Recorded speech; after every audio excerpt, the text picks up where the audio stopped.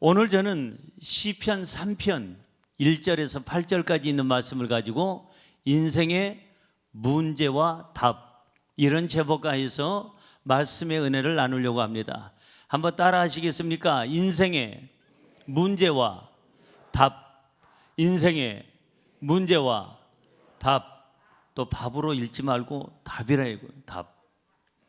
사람은 누구에게나 문제가 다 있어요. 한국의 역사는 문제가 있고 해결하고, 일본의 역사는, 중국의 역사는, 이 미국의 역사는, 독일의 역사는, 영국의 역사는, 프랑스의 역사는 어떻게 보면 전쟁의 역사예요. 전쟁의 모든 나라들마다, 부족마다 전쟁을 일으키고 일으킴을 당하고 땅 따먹기 하고 네 땅 내가 차지하고 또 뺏기기도 하고, 그래서 전쟁을 계속 꼬리를 무는 게 인류의 역사예요. 그런가 하면 가난과도 싸우고, 인류의 역사를 보면은 전염병과도 늘 싸웠어요. 여기 우리 삼국시대에도 전염병이 늘 있었잖아요. 우리 어렸을 때도 전염병이 있었잖아요. 지금 코로나19만 특별한 게 아니라 그때도 있었어요. 옛날에 유럽에 수없이 많은 사람을 이제 생명을 빼앗아갔던 그 흑사병도 어마어마한 병인데, 그때도 싸우면서 사람들이 또 이겨내고, 다시 또 전염병과 싸우고 이겨내고, 또 새로운 전염병이 나타나면 또 싸우고 이겨내고, 기근, 홍수, 지진, 가뭄, 태풍, 이 모든 것들과 싸우면서 이긴 역사가 뭐냐? 인류의 역사예요. 다시 말씀드리면 인류의 역사는 문제 속에서 문제를 해답을 얻으려고 노력을 하고, 문제와 부딪히고 싸우다가 그리고 흘러간 시간들이 바로 인류의 역사고 우리의 삶이라는 거예요. 사람은 태어나서 죽을 때까지 문제와 싸워요. 그리고 그 해답을 찾으려고 노력하다가 죽는 게 인생이 아닌가 싶습니다. 이 세상에 문제 없이 사는 사람 있을까요? 한 명도 없어요. 이 세상에 어느 누구 하나 문제 없이 사는 사람은 없다 이 말이에요. 저 영국에도, 미국에도, 한국에도, 중국에도 다 문제가 있어요. 문제 없는 나라는 딱 한 군데밖에 없습니다. 어딜까요? 바로 천국입니다. 천국만 문제가 없어요. 그러니까 하나님, 나 문제 없는 데서 살고 싶어요. 그러면 그 말은 무슨 말이냐면 빨리 가고 싶어요, 데려가 주세요 하는 얘기하고 똑같은 얘기예요. 그러니까 일찍 안 가려면 그 얘기 하지 말아야 돼요. 하나님, 문제 있음을 감사합니다. 살아있으니까 문제도 느끼고, 살아있으니까 추위도 느끼고, 더위도 느끼고, 배고픔도 느끼고, 이제 어떤 아픔도 느끼지 않습니까? 그런 거로 나는 오늘부터 하나님이 주시는 은혜 속에 살겠습니다. 살아있음에 감사하시기를 바랍니다. 자, 여러분, 중고등학교에 들어가면 시험을 치죠. 입학시험. 대학을 들어가도 입학시험을 쳐요. 그런가 하면 학교에서 중간고사도 있고 학기말고사도 있습니다. 제가 학교에서 이제 학생들을 가르칩니다. 신학생, 대학생, 대학교 아니면 대학원 강의를 하면은 항상 중간고사가 있고 학기말이 있어요. 그러면 학생들 앞에서 여러분, 이번 중간고사 시험의 내용은 이런 겁니다. 그러면 학생들이 꼭 하는 말이, 교수님, 조금 예제를 주시면 안 될까요? 예제를 얼마나 드릴까요? 기하면 간단하게 주시면 좋죠. 우리가 간단하게 준비하고 시험 칠 수 있도록. 그리고 예제를 제가 한 30문제를 낼 테니까 그 중에서 7개를 빼서 여러분들이 쓰세요. 아이, 교수님 그러지 말고 7개만 내주세요, 예제를. 그리고 7개를 내세요. 미리 공부를 그 7개만 하겠다는 얘기죠.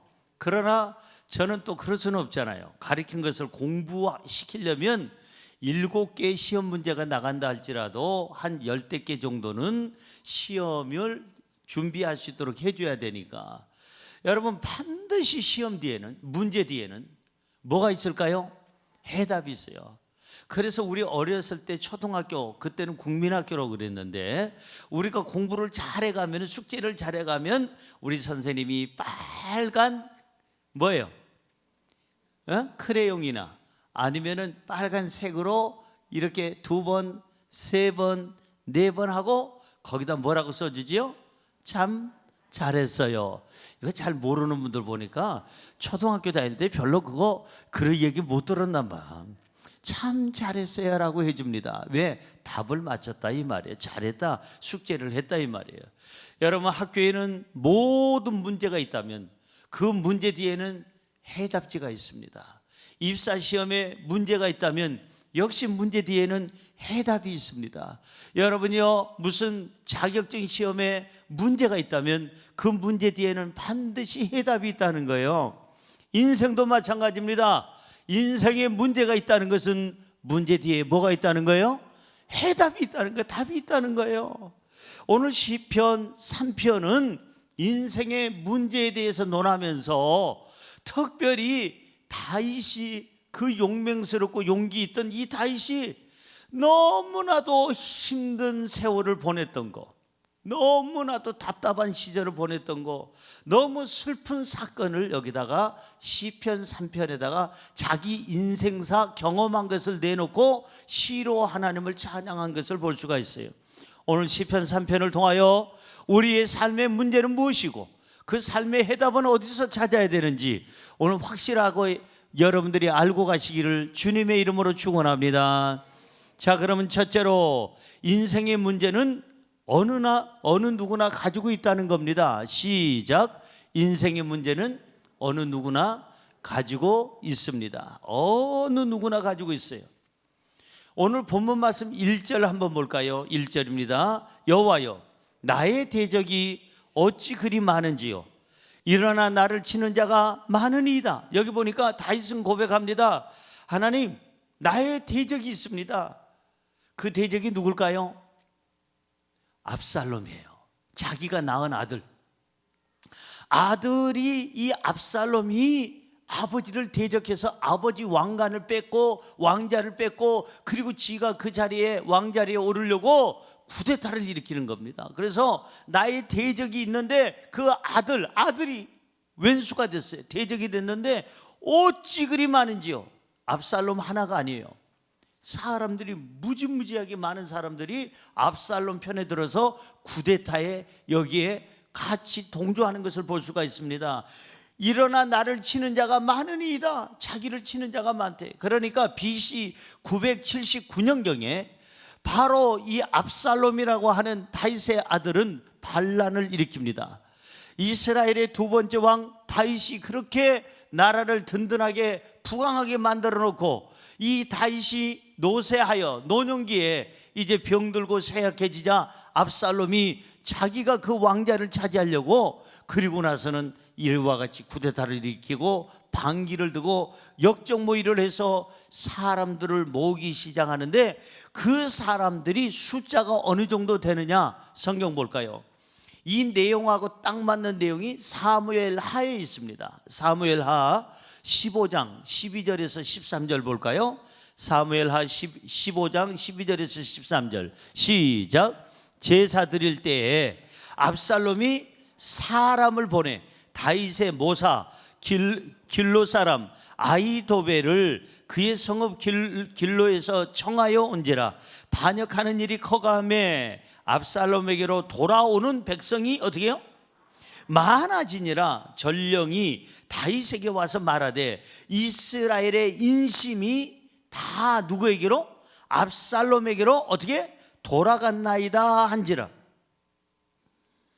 여기 보니까 다윗의 곁에서 늘 함께했던 친구, 여기 모사라는 얘기는 뭐냐면은 다윗의 그 모든 정치하는데, 모든 걸 판단하는데 옆에서 지식을 더해주고, 그 다음에 옆에서 훈계를 두고 조언해주고 옆에서 협력해주는 사람을 모사라고 얘기하는데, 다윗의 모사고 다윗의 친구였던 이 아히도벨이라는 사람까지 다윗에게 등을 돌립니다. 그리고 반역을 깨하는 아들 압살롬의 손을 붙잡고 대적자로 나섭니다. 그뿐만 아니라 여기 보니까 많은 백성들이 압살롬에게 돌아왔고, 여기 전령이 와서 얘기하기를 다윗에게 얘기합니다. 폐하, 이스라엘의 인심이 다 압살롬에게로 돌아갔나이다. 다윗 왕에게 있는 것이 아니라 압살롬에게 돌아갔나이다. 그래서 저 많은 사람들이 모든 군중들이 일어나서 압살롬을 외치고 있나이다. 왕을 죽이려고 하나이다 라고 전령이 와서 얘기해 주는 것을 볼 수가 있어요. 다윗은 용기 있는 사람이었습니다. 그럼에도 불구하고 다윗에게도 문제는 있었어요. 다윗은 이스라엘 나라를 가장 부강하게 만든 가장 최고의 왕이었습니다. 그 용기 있고 이스라엘의 역사의 영웅인 이 다윗이라는 사람도 삶에 문제가 컸던 것을 볼 수가 있습니다. 인생을 살아가는 모든 사람들에게는 왕이라 할지라도 영웅이라 할지라도 그 사람이 용기 있는 사람이고 그 사람이 무엇인가 지식으로 가득 차 있다 할지라도 누구나가 문제는 있다는 거예요. 따라할까요? 누구나가 문제는 있습니다. 그러니까 억울해하지 마세요. 문제 있는 것을 억울해하지 마세요. 이상하다고 생각하지도 마세요. 불시험, 뜨겁고 강한 불시험이 너에게 오더라도 이상하게 여기지 말라라고 성경에 써 있잖아요. 왜? 누구나가 그 불시험은 있어요. 누구나가 문제는 있어요. 누구나가 고난이 있어요. 인생 살다 보면 크고 작은 문제들이 많이 있다는 것입니다. 성경 한번 찾아볼까요? 창세기 47장 8절에서 9절 시작. 바로가 누구예요? 애굽의 왕을 지칭해서 바로라고 얘기합니다. 사람의 이름이 아니고 바로 왕을 지칭해서 이 바로 애굽의 왕을 지칭해서 바로가 애굽의 왕이 누구에게? 야곱에게 묻되 사람이 처음 만나면 우리가 늘 먼저 물어보는 게 몇 살이요? 묻잖아요. 그 왕이 묻습니다. 야곱에게 너의 나이가 얼마냐라고 묻자 다윗이 바로에게 아뢰되 내 무슨 길? 나그네의 길에 세월이 몇 년? 130년. 오우, 우리가 볼 때는 130년 너무 오래 산 것 같은데 세월이 130년이다. 내 나이가 얼마 안 된대. 얼마 못 돼요. 130세밖에 안 된대. 왜냐하면 선조들의 너무나도 오랫동안 살았기 때문에 300년, 600년, 무드셀라 같은 사람들은 969년씩이나 살았으니까 나는 그 선조들에 비해서는 자기는 너무 짧게 살았다 이 말이에요. 나이가 너무 어리다 이 말이에요. 130세가. 내 나이가 얼마 못 되니 그 다음에요. 우리 조상의 나그네의 연조에 미치지 못하나, 짧다 이 말이죠. 미치지 못하나 130년밖에 안 되는 그 짧은 세월에 그 다음 험악한 세월을 보내었나이다 하고, 이 130년 짧은 세월을 살아가면서 우리 선조들의 나그네 인생에 비하면 너무나도 짧은 생애인데 이 짧은 생애가 너무나도 괴롭고 힘들고 슬프고 아프고 너무나도 충격적인 그러한 험악한 세월을 보냈나이다 라고 이 야곱은 왕에게 얘기하는 것을 볼 수가 있습니다. 다윗과 같은 왕도 험악한 세월을 보내고 있었고, 이 바로 야곱 같은 평범한 사람도 험악한 세월을 보내고 있어요. 다시 말해서 누구나가 다 험악한 세월을 보내는데 야곱이 얘기하기를 나그네 같은 인생이라고 그랬어요. 한번 따라할까요? 나그네 같은 인생. 여러분, 나그네는 오늘 나는 어디를 향해서 가야 될까? 나그네는 오늘 나는 어디 가서 잠을 자야 될까? 나그네는 어디 가서 밥 한 끼 오늘 해결해야 될까? 나그네는 이렇게 이 동네 저 동네 다니면서 옮겨 다닙니다. 그러다 보면 어느 때는 비 오면 나그네는 비를 맞습니다. 태풍이 오면 태풍 때문에 두려워하면서 바위 뒤에 숨습니다. 밤에는 어디서 자야 되는데 자야 할 그 거처를 찾기 위해서 헤매기도 합니다. 어느 때는 고약한 사람을 만나서 나그네 인생길에 상처를 입기도 하고 아픔을 겪기도 하고, 그 고약한 사람 만나서는 안 될 사람 만나서 삶의 회의감을 느끼고 쓰러질 때도 상처를 받을 때도 있다 이거예요. 피 흘릴 때도 있다 이 말이에요. 나그네 인생길은 이와 같이 여러 가지 문제가 있다는 겁니다. 인생길은 뭐냐? 누구나가 문제가 있다는 거예요. 어느 누구나가 다 문제를 안고 살아요. 우리가 살아있기 때문에 문제를 느낀다는 거 잊지 마세요. 그러니까 문제를 느낀다는 것은 감사할 일이요, 불평해야 될 일이요. 살아 있으니까 문제를 느끼잖아요. 춥다, 덥다, 배고프다, 아유 배가 터지겠다, 아유 힘들다, 슬프다, 너무 아프다. 이 모든 것은 살아 있으니까 느끼는 거예요. 못 느낀다는 얘기는 이미 가시유 강돼요. 간 사람은, 죽은 사람은 아무것도 못 느껴. 배고파도, 여러분 추워도. 간혹 제가 오살리 기도원에 가는데, 오살리 기도원에 집회를 오다가 가다가 저희 아버님, 어머님, 할머님, 할아버지 산소가 거기 있고 사랑하는 우리 장애를 가지고 있다가 정말 천사 같은 우리 딸, 첫째 딸, 천국 간 그 딸한테도 한번 가봅니다. 근데 그 무덤 사이를 다 가보면 아버님, 어머님 묘소 앞에서, 할아버지, 할머니 묘소 앞에서 거기서 이렇게 혼자 찬양을 하고 묵도를 드리는데, 우리 아버님 옆에 있는 그 묘지가 있어요. 바로 옆에 세 번째 묘지는 대학생인데, 고아무개라는 이름은 제가 되지 않겠어요. 고아무개라는 대학생이 북한산에 가가지고 거기에 인수봉에 올라가다가 거기서 떨어져서 대학생이 죽었어요. 저는 지날 때마다 참 안타깝다. 젊은 청년이, 대학생이 등반하다가 죽었으니 얼마나 그 부모가 얼마나 슬프겠어요. 아버님 묘소 앞에서 이렇게 묵상하는데 거기 있는 그 고아무개 그 대학생이, 죽은 대학생이 시체가 갑자기 노크를 하더니, 신목사님 너무 추워서 못 살겠어요. 여기 히터 좀 난방 시설 좀 해주세요. 할까요, 안 할까요? 안 한다 이 말이에요. 왜 안 할까요? 죽었으니까. 가시오. 제가 신학 공부할 때 그 묘지에서 밤 10시에 올라가 가지고 새벽 4시까지 기도를 해요. 묘지 옆에도 묘지, 이 옆에도 묘지, 양쪽을 붙잡고 담력 길르라고, 밤새 담력 길른다고. 그러다가 우리 선배 하나는 뭘 봤는지 으악 하더니 도망가 가지고 아직도 안 돌아와. 그런데 거기서 담력을 기른다고 제가 밤새도록 기도를 하는데 그 묘지에 있는 시체가 나오더니 시끄러워! 잠을 못 자겠어. 그런 시체가 있을까요, 없을까요? 한 번도 있어 본 적이 없어요. 왜? 가시오. 죽은 거예요. 죽은 사람은 아무것도 못 느끼고 문제를 문제로 알 수도 없어요. 문제를 알고 느낀다는 것은 살아있다는 거니까 불평한 일이에요, 감사할 일이에요? 감사해야죠. 저와 여러분, 오늘 시편 기자는 이렇게 얘기합니다. 다윗은 시편 3편을 통해서 인생의 문제는 어느 누구나 가지고 있기 때문에 억울하게 생각지 말아라. 두 번째, 인생의 문제는 어느 누구도 도와줄 수가 없다는 것입니다. 시작. 인생의 문제는 어느 누구도 도와줄 수가 없습니다. 2절 말씀 볼까요? 본문 2절.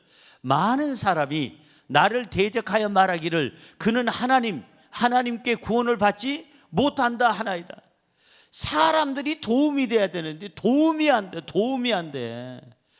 어제 제가 주례를 하면서 신랑 신부에게 주례사 때 꼭 들어가는 내용이 있습니다. 그게 뭐냐 하면 최고의 아내가 되라, 최고의 남편이 되라. 최고의 남편은 누구냐? 아내에게 희망을 주고 용기를 주는 남편이 최고. 당신 할 수 있어. 내가 기도할게. 내가 도움이 될게. 최고의 아내는 누구냐? 남편에게 여보 당신은 할 수 있어요. 제가 기도할게요. 제가 도움이 될 수 있다면 힘을 보탤게요. 당신은 충분히 해낼 수 있어요. 짱이야 짱.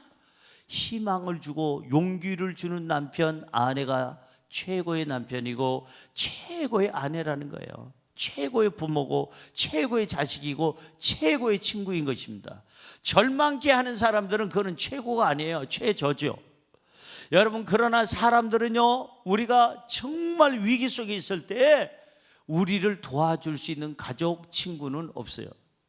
죽음의 문턱 앞에는 아무도 없어. 죄송해요. 왜? 그 사람도 사람이니까.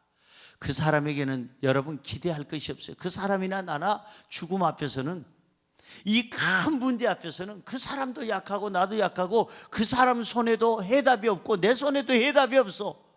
인생의 가장 큰 문제 속에는 우리 손에는 해답이 없다는 거예요. 그 문제에 해답이 없어요. 그렇기 때문에 사람들이 우리를 도울 수가 없어요. 여기 많은 사람들이 나를 대적하면서 오히려 공격하면서 하는 말이 뭐냐면, 다윗 왕, 당신은 하나님께 구원받지 못해.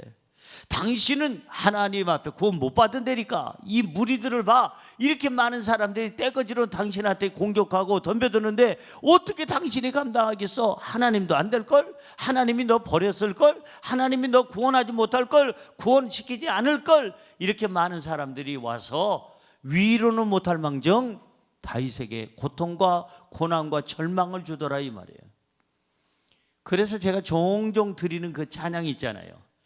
위로할 자 내겐 없었네. 누가 없어요? 위로할 자가 없어요. 이 세상에는. 세상에서 방황할 때 나 주님을 몰랐네. 정말 나는 저 괴수 중에 괴수, 그 괴수처럼 살았지만 내 삶 속에 위로할 자 없었네. 그 찬양을 부르는 그 복음성가 CCM 가수, 저한테도 매월 첫날이 되면 형님 안녕하십니까? 건강하십니까? 라고 문자 보내는 그분, 주민증을 같이 대조해 봐야 되겠어요. 내가 볼 때는 자기가 형님 같은데 자꾸 나한테 형님이라고 그러니까 가만히 있는 거예요. 그냥 형님이라고 하든 말든 그냥 내버려 두는데, 매월 첫째 날이 되면 저한테 형님이라고 하고, 목사님 안녕하십니까? 형님 목사님 어떻게 지내십니까? 세상에서 방황할 때 그 불렀던 아무개, 그분이 나중에 목사가 됩니다. 목사가 돼서 지금 참 어렵지만 힘들지만 잘 감당하고 있어서 감사해요. 저도 그분을 위해서 종종 기도를 합니다. 위로할 자 내겐 없었네. 그 가사가 맞아요. 위로할 자가 없어요. 왜? 자기도 살아갈 힘이 없는데 누굴 위로하겠어? 자기도 죽음의 문제를 해결 못하는데 누구에게 살라고 하겠느냐, 이 말이에요. 자기도 지금 코로나19의 미래를 모르겠는데 누구한테 도움이 되겠느냐, 이 말이에요. 사람이 큰 문제 속에 있을 때는 어느 누구도 도움의 손길이 안 된다는 거. 가장 큰 문제 속에서는 어느 누구 손에도 그 해답이 없다는 사실이에요. 왜냐하면 사람의 능력에는 한계가 있기 때문이에요. 여기까지. 더 이상은 감당할 길이 없어. 아는 것보다 모르는 게 많고, 할 수 있는 것보다 할 수 없는 것이 많은 게 인생이기 때문에 누구를 도와줄 수가 없어요. 시편 146편 3절은 이렇게 얘기합니다. 귀인들을 의지하지 말며, 귀인들이라는 얘기는 이 주변에 있는 국가의 그런 군주들을 얘기합니다. 그 사람들을 의지하지 말아라. 너희가 힘들다고. 도울 힘이 없는 인생도 의지하지 말지니. 도울 힘이 없어 사람들은 그런 사람들에게 가서 구걸하고 도와달라고 그러고 애원하고 시간 뺏기지 말라고 성경은 얘기하고 있습니다. 도울 힘이 없다는 거예요. 누구나가 다. 왜? 인간이니까, 하나님이니까. 욥기서 40장 9절은 이렇게 얘기합니다. 시작. 너가 하나님처럼 능력이 있느냐? 대답해 보세요. 하나님처럼 능력이 있습니까? 없습니다. 우리는 피조물이잖아요. 너가 하나님처럼 능력이 있느냐? 하나님처럼 천둥 소리를 내겠느냐? 네가 자연계를 다스리고 그리고 천둥, 번개, 비바람을 몰아칠 수 있는 능력이 있느냐? 당연히 없죠. 왜? 사람이니까, 하나님이 아니니까. 사람은 죽은 자를 살릴 수도 없고, 사람은 우리 미래를 볼 수도 없으며, 사람은 생사화복을 내 마음대로 만들 수도 없고, 사람은 부귀영화를 내 마음대로 다스릴 수도 없어요. 왜냐하면 사람이니까. 네가 하나님이냐? 하나님이 능력이 있느냐? 아닙니다. 저는 사람입니다. 저는 능력이 없습니다. 그게 답이다, 이 말이에요. 기억하십시오. 사람은 할 수 있는 것보다 할 수 없는 것이 많다는 걸 기억하십시오. 사람은 아는 것보다 모르는 게 더 많다는 거 여러분 잊지 마세요. 나는 사람이다. 사람의 손에는 인생의 해답이 없어요. 해답이. 사람의 손에는 해답을 하나님이 주시질 않았어요. 해답이 없어요. 다윗 왕은 다윗의 반란으로, 이 압살롬의 반란으로 말미암아 이 다윗은 지금 죽음의 위기에 몰리게 됩니다. 자기 주변을 보니까 참모진도 있었잖아. 참모진들이 도움이 안 돼. 부하들이 많고 장군들이 많았으나 이 장군들 부하들도 도움이 되질 않아. 주변에 있는 가족들을 봤으나 가족들이 도움도 안 돼. 다윗을 보니까 이 압살롬의 그 힘은 막대해가지고 자기는 감당할 수가 없음을 알게 됐어요. 사람은 누구도 나의 도움이 되지 않는구나 하는 것을 알려주는 내용이 시편 3편이에요. 그럼 마지막으로 세 번째, 이게 굉장히 중요합니다. 오늘 시편 3편은 가장 첫 번째가 뭐였어요? 어느 누구나 이 문제를 안고 산다. 문제가 있다. 두 번째는 인생의 문제의 답은 사람들의 손에 없다. 사람들이 도울 수가 없다. 세 번째가 중요한데 인생의 문제의 답은 하나님께서 가지고 계신다. 시작. 인생의 문제의 답은 하나님께서 가지고 계십니다. 믿어지시면 아멘. 다윗 왕은 삶의 위기를 느꼈어요. 죽음을 느끼고 있는 거예요. 지금 아들의 손에 의해서 그 칼날로 목이 잘려나가게 생겼어요. 다윗 왕은 사람의 손에 답이 없음을 알았어요. 아까 말씀드린 대로 참모진들도 덜덜 떨고 있고 옆에 있는 장군들도 군사들도 군사력을 보니까 저쪽에 아들 쪽이 훨씬 더 막강해. 감당할 수가 없어. 덜덜 떨고 있습니다. 국민들도 보니까는 다윗보다는 압살롬에게 게임을 받아가지고 거기에 다 빠져들어가 있어요. 그러니 다윗 옆에 있는 사람들은 아무도 힘을 쓸 수가 없어요. 능력이 없어요. 그러자 이 다윗은 사람을 의지하는 게 아니구나. 사람에게는 한계가 있구나. 하나님을 찾아야 되겠다. 하나님을 찾기로 결심하고 적극적으로 찾습니다. 오늘 본문 3절 보세요. 3절 시작. 여호와여, 주는 나의 방패시요 나의 영광이시요 나의 머리를 드시는 자신이다. 다윗은 하나님 앞에 이렇게 고백을 합니다. 하나님, 나의 주인이 되시는 하나님, 생명의 주인이 되시는 하나님, 하나님은 나의 뭐가 되신다? 방패가 되십니다. 방패는 공격하는 무기입니까? 수비하는 무기입니까? 방어하는, 수비하는 무기예요. 방패는 뭡니까? 창을 막아줍니다. 칼을 막아줍니다. 그 다음에 그들의 그 화살을 막아줍니다. 하나님은 나의 완벽한 방패가 되십니다. 물질 문제도 막아주시고 질병 문제도 막아주시고 고난도 막아주시고 세상에 어떤 화살과 어떤 창칼이 다가와도 하나님은 완벽하게 나의 방패가 되십니다. 나의 보호막이 되십니다. 이것이 다윗의 고백이에요. 그리고 나의 영광이시다. 하나님은 나의 영광이시다. 무슨 말이냐면은 하나님께서 나를 영광스럽게 승리를 주시고 기쁨을 주신다는 확신이 있는 거예요. 하나님이 계시면 반드시 나는 이긴다. 나의 영광을 주시고 하나님께서 나에게 승리를 주시고 아무리 사람들이 많아도 하나님만 계시면 나는 승리할 것이라는 이런 확신을 가졌어요. 그 다음 뭐라고 써 있어요? 나의 머리를 드시는 자신이다. 나의 머리를 드신다는 얘기는 나에게 기쁨을 주고 나를 승리하게 하고 나를 모든 사람들이 앞에서 내 얼굴에 부끄러움이 없도록 나를 내세워주고 높여주신다는 뜻이에요. 여기에 대한 확신을 다윗은 갖게 된 거예요. 사랑하는 성도 여러분, 하나님이 우리의 방패가 되시는 줄로 믿습니다. 하나님께서 나의 영광이 되시는 줄로 믿습니다. 하나님께서 나의 머리를 들어주시는 승리를 허락해 주시는 하나님인 줄로 믿습니다. 할렐루야. 본문 4절로 가보세요. 내가 나의 목소리로 여호와께 부르짖으니 그의 성산에서 응답하시는도다. 내가 누구의 목소리로 기도한다고요? 나의 목소리. 이게 중요한 거예요. 내 목소리로 기도하는 게 가장 중요합니다.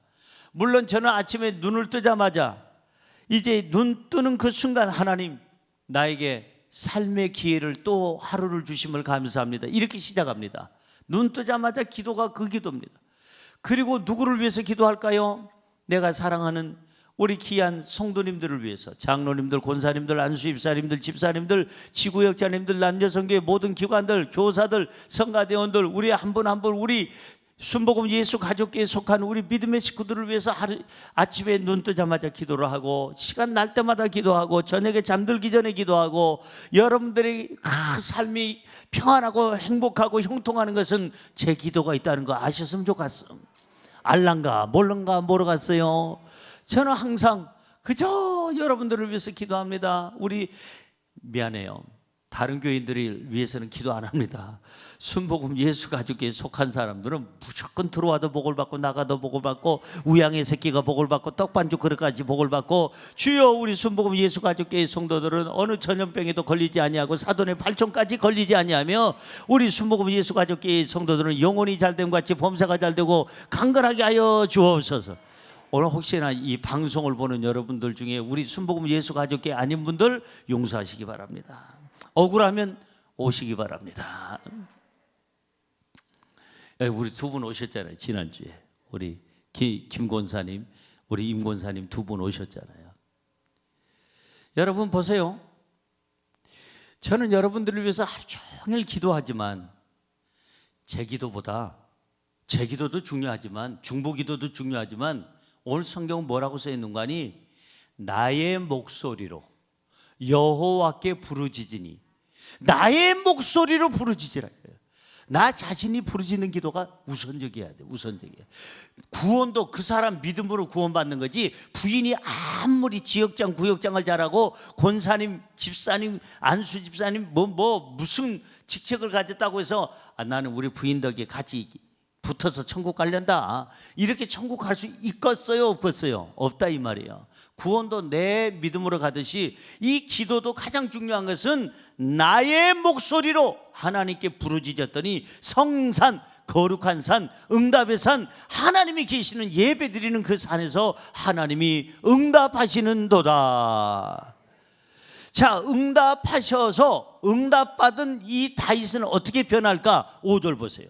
응답받은 다윗은 이렇게 변합니다. 내가 누워 자고 깨었으니 여호와께서 나를 붙드심이로다. 다윗은 누워 잘 수가 없었어요. 왜? 자다가 칼날에 베이면 어떻게 해요? 자다가 그냥 압살롬의 칼로 그냥 그 따르는 추종자들의 칼에 죽으면 안 되잖아요. 그러니까 불안, 염려, 근심, 걱정 이게 많아가지고 누워서 잠을 잘 수가 없어. 못 자는 거예요. 불안해서. 불면증도 그런 불면증이 없어요. 불안해서 못 자. 자고 싶어도 못 자. 왜? 자다가 혹시나 누가 이 중에서도, 측근 중에서도 변심해가지고 자기를 죽여가지고 압살롬에게 자기 목을 갖다가 줄 사람이 있을지 모르니까 눕지도 못하고 자지도 못하고 깨있지도 못하고 이 두려운 거, 이게 진짜 무서운 거예요. 제가 언젠가 말씀드렸잖아요. 제가 전도사 막 돼서 아마 지금으로부터 한 40년 정도 지난 것 같아요. 40년 전인 것 같은데 화곡동에 30대 아주머니가 암에 걸렸어요. 검진하러 갔는데 암도 그냥 초기도 아니고 말기라고 나와가지고, 이 젊은 30대 아주머니가, 난 지금도 그 집 구조까지 기억이 나요. 40년 가까이 지났는데도 화곡동 그 집 방 그 이불 색깔까지 기억이 나요. 얼마나 불쌍한지. 당신 암이요 얘기를 못 들을 때는 씩씩하게 잘 살던 아주머니가 당신 암이요. 암이요? 몇 개예요? 1개예요? 아니요. 2개예요? 아니요. 3개예요? 아니요.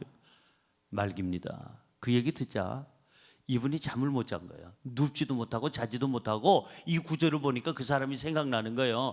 눕지도 못하고 자지도 못하고 불안에 떨다가 며칠 뒤에 죽어버렸어요. 암으로 죽었어요? 두려움으로 죽었어요?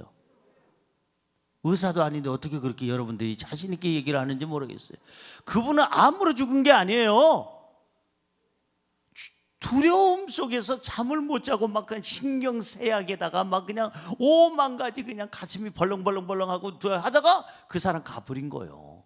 이 다윗은 지금 누워 있지도 못했고 잠도 못 잤고 그냥 눈을 뜨고 혹시나 배반자가 있을까, 혹시나 쳐들어올까 해가 두려워서 잠을 못 잤는데, 하나님 앞에 내가 내 목소리로 부르짖었더니 그날부터 어떻게 됐다? 눕기도 하고 잠을 퍼지게 코 골고 자기도 하고, 아침에는 깨어났다는 얘기는 다시 시작을 하고 에너지 충만해서 일어났다는 거예요. 왜? 하나님이 나를 붙드심이로다. 따라하세요. 하나님이 나를 붙드심이로다. 하나님이 붙잡으면 암 말기에도 살아나요. 여러분, 하나님이 붙드시면은요, 코로나 걸려도 죽지 않고 살아나요. 우리 영국 선교사님이 코로나19에 걸렸어요. 영국 선교사님, 런던에 계시는 분. 제가 작년에 집회를 갔어야 되는데 코로나19 때문에 집회를 미뤘는데, 코로나19에 걸렸는데 몇 주 동안을 병원에서 안 나와서 걱정이 돼서 계속 제가 카톡으로 어떻게 됐냐 계속 하니까 아주 간단하게 목사님 괜찮습니다, 기도해 주셔서 감사합니다, 그거예요. 왜? 병원에서 거기서 오래 칠 수가 없으니까. 그러니까 몇 주를 있더니 결국은 저희들이 기도를 그렇게 세게 했더니 건강해서 나왔어요. 여러분, 기도해 주세요. 우리가 사랑하는 인도네시아의 한치한 목사님이 코로나19에 걸렸어요. 여러분, 기도해 주세요. 중보 기도해 주세요. 하나님이 만져주실 줄로 믿습니다.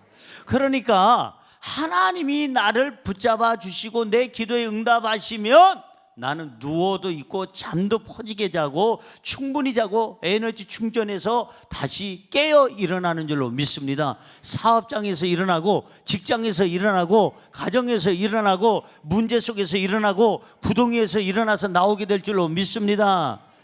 6절은 뭐라고 얘기하나? 6절 보세요.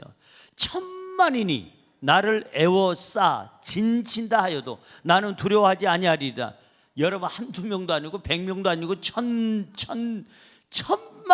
천만인이 나를 애워싼다는 얘기는 도망갈 구멍 없이 완벽하게 포위하고, 그 다음에 진친다는 얘기는 매일같이 거기서 그냥 주저앉아가지고 칼을 들이대고 언제 죽이려고 하는지 그냥 오랜 세월 동안 있다 할지라도 나는 두려워하지 아니하리이다. 아멘.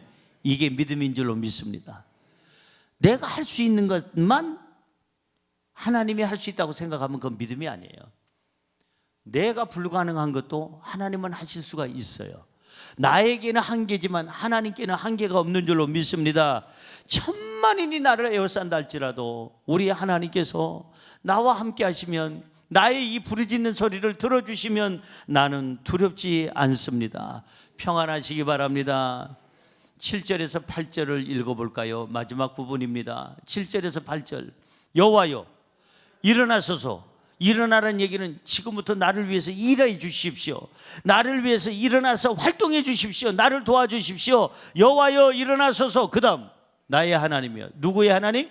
나의 하나님이여 나를 구원하소서. 주께서 나의 모든 온수에 뭘 때려요? 하나님이 뺨을 때려주시면 어느 정도 충격이 있느냐? 하나님이 뺨을 치시며, 그 다음 보세요. 악인의 이를 꺾으셨나이다. 뺨을 쳤는데 이가 다 꺾였어. 얼마나 큰 힘이에요. 하나님이 뭐 뺨 칠 것도 없죠. 후 하면은 사람은 그냥 날아가죠. 하나님이 내 온수에 뺨을 쳐주시옵소서. 악인의 이를 꺾으셨나이다. 구원은 누구한테 있다? 하나님께 있사오니 주의 복을 누구한테 달라고요? 주의 백성에게 내리소서. 다윗은 고난이 크면 클수록 더 크게 부르짖습니다. 뭐라고 부르짖습니까? 들어보세요. 하나님이여 일어나소서. 나를 구원하소서. 모든 온수에 뺨을 때려주시고 모든 온수들의 악인들의 이를 꺾어주옵소서. 왜 이를 꺾어달라냐면은 그들이 쌓아놓은 짐승들이 이빨을 가지고 그냥 물고 찢고 자기에게 덤벼드니까 이빨을 꺾어달라는 거예요. 이를 꺾어서서. 구원은 하나님께 있음을 믿습니다. 복을 우리에게 주시옵소서. 힘들수록 하나님을 찾아가고, 힘들수록 기도했고, 힘들수록 모든 문제의 해답은 사람에게 있지 아니하고 하나님께 있다는 것을 알고 하나님을 의지하게 된 줄로 믿습니다. 결론의 말씀을 짓습니다. 인생의 문제의 해답은 사람의 손에 없습니다. 하나님의 손에 해답이 있습니다. 생사화복, 우리의 모든 살고 죽고 행복하고 불행하고 하는 모든 것들은 우리 손에 해답이 있는 것이 아니라 하나님의 손에 있어요. 하나님의 손에는 우리 인생의 삶이 지금 모든 건 자물쇠로 잠겨 있다 할지라도 하나님의 손에는 열쇠가 있습니다. 하나님은 물질 문제도 열어주시고 건강 문제도 열어주시고 미래의 문제도 열어주시고 영생의 문제도 열어주시고 여러분이요 앞날의 문제도 열어주시는 줄로 믿습니다. 하나님의 손에는 우리 인생의 모든 문제에 해답이 있어요. 하나님의 손에는. 여러분, 문제에는 반드시 답이 있다는 거, 해답이 없는 문제는 없다는 걸 아셔야 되고, 인생의 문제에도 반드시 답이 있다는 것을 아셔서 하나님 손 의지하기를 주의 이름으로 축원합니다. 오늘 세 가지 잊지 마세요. 기억하세요. 첫째, 인생의 문제는 어느 누구나 가지고 있습니다. 두 번째, 인생의 문제는 어느 누구도 도와줄 수가 없습니다. 세 번째, 인생의 문제의 답은 하나님이 갖고 계시고 하나님이 해결해 주십니다. 한번 따라할까요? 이걸 따라하고 마치겠습니다. 인생의 문제 해답은 하나님의 손에 있습니다. 아멘.